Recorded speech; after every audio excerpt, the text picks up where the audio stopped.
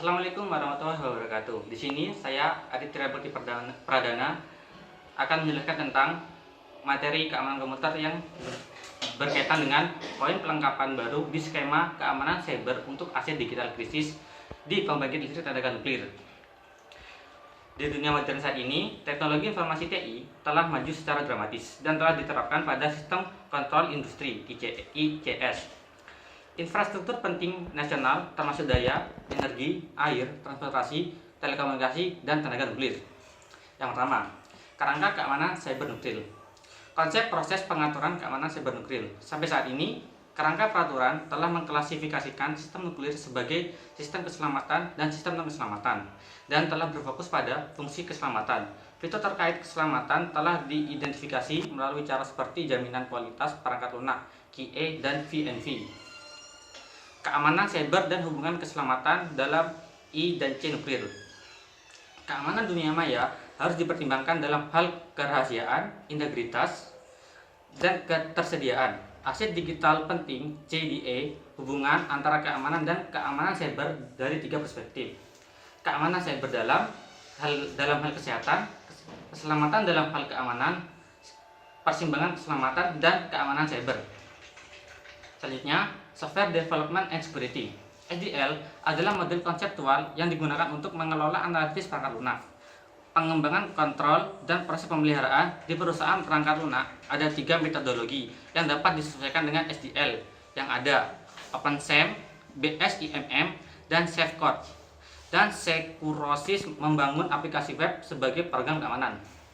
Yang pertama, MS SDL. Microsoft telah mengadopsi metodologi SDL sendiri untuk mengembangkan perangkat lunak yang aman dan dianggap sebagai kebijakan wajib sejak 2004. Metode ini didasarkan pada permodelan ancaman yang dilakukan selama tahap awal pengembangan. Vektor atau ancaman serangan potensial ditambahkan ke model yang dapat memperbaiki cacat dalam desain produk dan mencegah serangan cyber ini. Untuk menemukan cacat desain, sistem dekomposisi menjadi komponen dan masing-masing komponen dianalisis sesuai dengan masing-masing metode strike, spoofing, tampering, repudiation, pengungkapan informasi, denial of service, elevation of privilege. Yang kedua adalah 7 touchpoint. Model 7 touchpoint yang merupakan salah satu metode pengembangan keamanan meningkatkan pelacakan eksplisit dan pemantauan faktor resiko keamanan perangkat lunak sesuai dengan kerangka kerja manajemen resiko selama pengembangan. Ini memerlukan pengembangan untuk fokus pada 7 kegiatan, peningkatan keamanan di setiap langkah dari titik sentuh keamanan perangkat lunak. Metode ini memiliki dua aspek penting, analisis kode sumber dan analisis resiko arsitektur, yang berfokus pada menemukan bug dalam kode dan desain. Yang ketiga, CLASP. CLASP merupakan sudah bulat sejak 2006 dan proyek OWASP dan proyek WASP.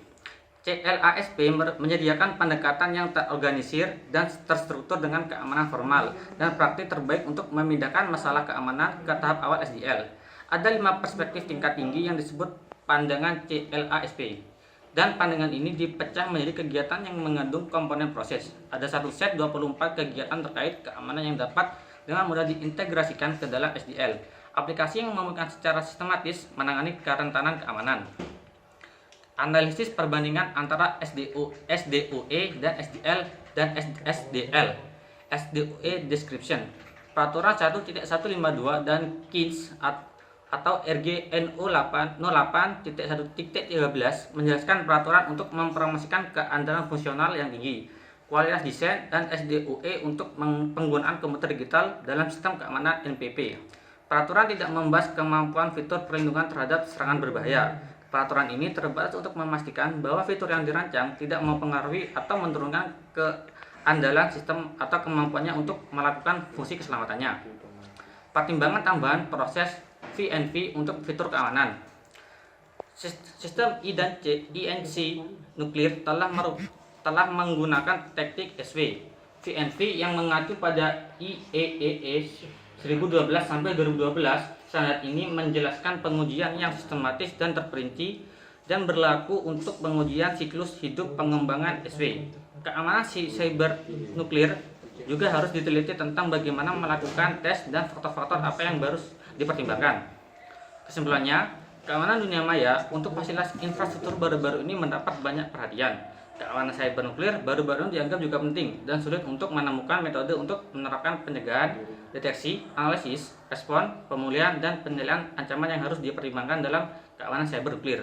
Untuk masalah ini, fungsi dan pertahanan keamanan cyber harus dikembangkan untuk semua sistem kritis dalam sistem digital ini untuk memastikan keamanan terhadap serangan cyber yang terus meningkat.